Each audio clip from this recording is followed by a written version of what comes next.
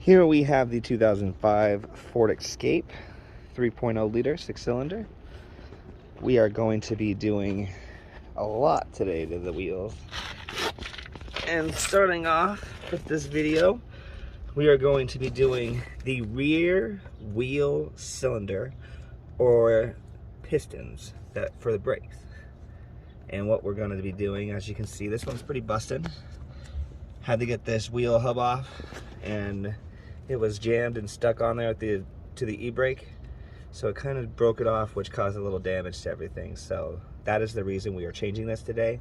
If you have leaking of brake fluids or any problems with hydraulics or pressure in your system and your brakes feel spongy, or it's not working well, or different things like that, this would be the cause sometimes for the rear sides.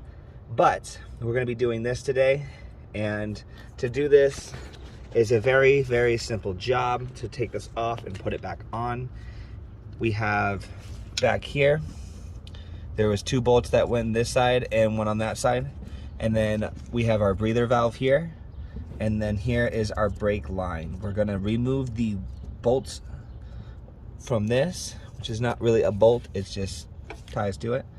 And all you have to keep in mind is when you're turning this, make sure that the brake line isn't rusted to it, and that the whole brake line isn't turning with this as you turn it. If it does, you're gonna have to kind of take this out and turn take this part out here, and you're gonna have to turn this whole thing off of here. That way you're not damaging your brake line here. So what we're going to do is go ahead and get started here. I'm gonna remove this. As you can see, I already got the 2 bolts off here. We're gonna pull that off, put it back on, and that should be the rear wheel cylinder. That's pretty easy. So I went ahead and got the wrench and loosened this bolt here. And we're gonna undo that, and then the wheel cylinder should just pop right off. And boom. Wheel cylinder pops right off. I'm gonna put that down, and this definitely leaks just a little bit. So what you're gonna wanna do is either get like a paper towel or something you can put under that, because you don't wanna get too much on anything, especially these components without any brake cleaner or anything. So now that that's removed, I'm gonna go ahead and reattach the new one. Do the same step but reverse. We're gonna put this in there, screw this on. You're gonna make sure that you're not cross-threading and it goes in smoothly, hand tight, before we tighten it down with the wrench. And then from there, we're going to take our bolts here, and we're gonna replace them back into here on the back side, and that should be the rear wheel cylinder. So let's go ahead and finish this up.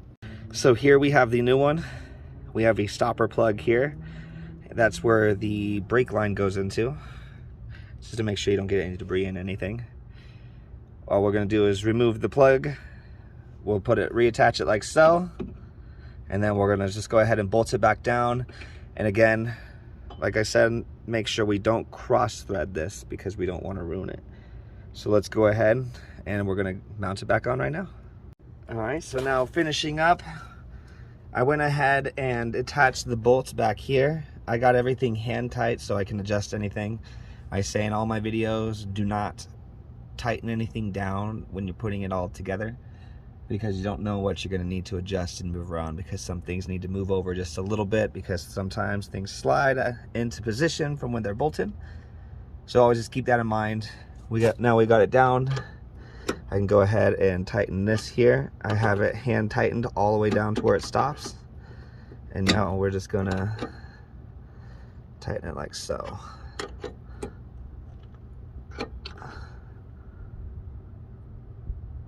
All right, and that is good. And that just leaves us our bolts here now, which I'm just gonna go ahead and finish up off video. But that is how you're gonna change a rear wheel cylinder. And all you're gonna do to finish up the video now is you're gonna bleed the brakes, because this won't have any pressure in the brake system, so it's not actually gonna work until you get the brake fluid through. So all that really is bleeder valve here. You're just gonna pump the brakes, have someone help you do it, unless you have a vacuum pump to pull the fucking air out of the system. But unless you don't, all I do is have someone help me. They pump the brakes a few times and hold the brake down. I twist this open. It's gonna get real messy, so unless you have something to pour it, like tube it into, open it and then close it, and then the person releases the brake, and then do it again. Have them pump the brakes a couple of times, then hold the brake down, open this up, let it spray out, close it up real tight, and then have them let go of the brakes. And we'll do that a few times. Last time I did it, took me about 15-20 minutes to get the pressure in the pedal to come back up and to get this to start locking on the system.